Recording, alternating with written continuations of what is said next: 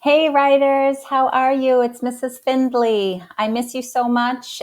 I miss being in your classrooms and working with you and your teachers and seeing your amazing writing. But I have heard that you're doing a really great job at home working on your writing. So, way to go. That can be tricky. It's hard for me at home to be as motivated as I am at school. So, I'm hoping by doing these videos with you and talking to you that motivates me to be the very best writer that I can be, whether I'm at home or at school. So thank you for letting me be a part of your learning and being a part of your day. So I have been talking to your teachers a lot about revisiting narrative writing, and that's something that together we thought might be a great idea. You've been working so hard on informational writing, and you're all about books and how-tos, that we thought to revisit some of the writing that we did in the fall might be a great idea. So one of the things that I thought might help us is to revisit one of the books that I know you read with your teachers.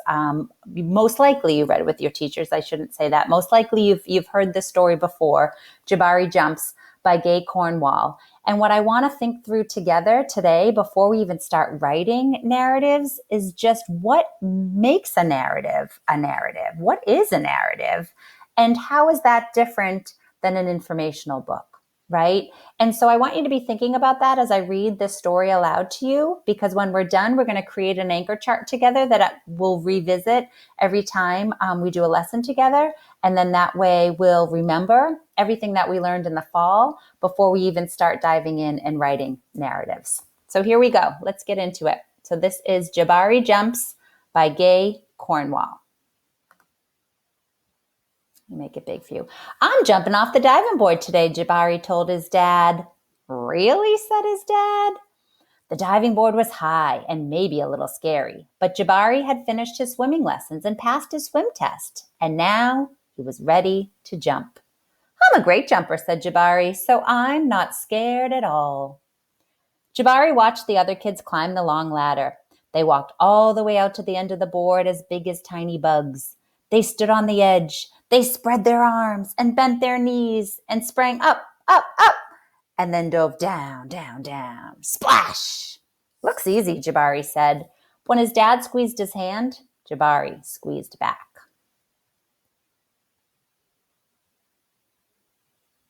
Jabari stood at the bottom of the ladder. He looked up. You can go before me if you want, he told the kid behind him. I need to think about what kind of special jump I'm going to do. Jabari thought and thought. Jabari started to climb up and up. This ladder is very tall, he thought. Are you okay? Called his dad. Just a little tired, said Jabari. Maybe you should climb down and take a tiny rest, said his dad. A tiny rest sounded like a good idea. When he got to the bottom, Jabari remembered something. I forgot to do my stretches, he said to his dad. Stretching is very important, said his dad.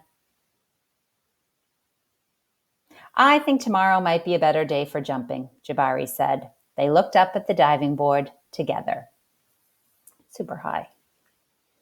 It's okay to feel a little scared, said his dad. Sometimes if I feel a little scared, I take a deep breath and tell myself I am ready. And you know what? Sometimes it stops feeling scary and feels a little like a surprise.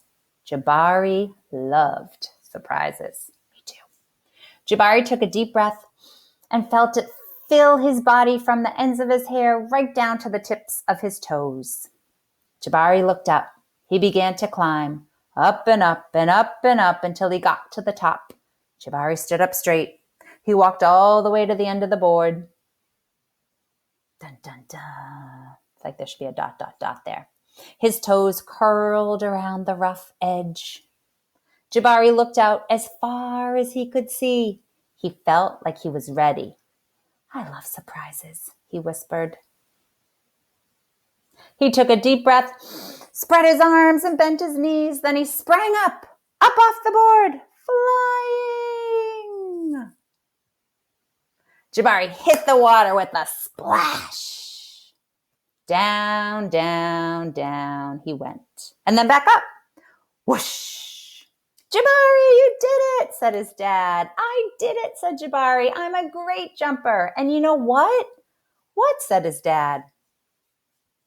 Surprise double backflip is next. I love how that ends. All right, writers and readers. So hopefully you enjoyed hearing that story again. And if you've never heard it, hopefully you enjoyed it for the first time. And so something I want to think about together, again, before we even start writing and revisiting narrative writing, is just thinking about what makes a narrative a narrative. Like, what is a narrative, right? Yeah. So I think a lot of you are thinking it's a story, right? So a narrative, another word for a narrative, I guess you could say, is a story. And when I think about a story, one of the big things I think about is that there's a beginning, there's a middle, and there's an end, right? In every story, there's a beginning, middle, and end. Something else you might have been thinking about that I was thinking about as I was listening, well, as I was reading, I should say, is that a narrative has characters, right? And so in a personal narrative, which we did a lot of work around in the fall, like the main character is you, right? But in realistic fiction or in any sort of story, there's characters. And when we think about characters, characters have thoughts, they have actions. Do you remember we talked a lot about this too, that unfreezing the character? They have, try my best with the speech bubble. They have words, right? So they're saying something. And they also have feelings, right? And so in a story, in a narrative, you have characters and they're always thinking, they're doing something, there's action, they're saying something, and they're feeling something, right? And so you also have in a story a setting. So a place and a time that the story took place, right? And so in Jabari Jumps, the setting, was the pool. It seemed like maybe like a town pool or a community pool, right? And so let me just make this nice and bold. Some of the other things I think about with a narrative, in addition to it being a story with the beginning, middle, and an end, and there being a setting, and there being characters, usually more than one. I also think about what the author is trying to teach me, right? And so usually not different than an informational book where the writer is definitely teaching me facts, but in a narrative, it's more like a theme, right? Or a life lesson, or wants to teach me something about myself or about the world or about being a better person. So the ultimate goal in a narrative is not necessarily to teach me something. It's really, if I'm thinking about author's purpose, right? We might remember that in a narrative, let's see what other colors I've got handy. The main purpose is to entertain, right? I'll write that up here. This is kind of a crummy marker, but is to entertain. The author is looking to entertain me. Where if I'm thinking about an informational book, like we've been writing, our purpose has been to teach somebody something, right?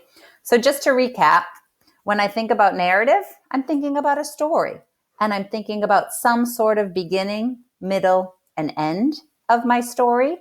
I'm thinking that there are characters who are thinking, acting, saying something, and have feelings, and that there's a setting. My story's taking place somewhere during some time. My main purpose is to entertain my reader. And I'm also teaching them something, but not teaching them something like in a way about penguins or about soccer. I'm teaching them, I want them to walk away with some sort of theme or life lesson, right? About themselves, about the world. And so that's what I really want to be thinking about with narrative. And so when we start writing our narratives, I'm always going to have this. We'll review this each time so that we remember as we start writing our narrative stories, what makes a good narrative.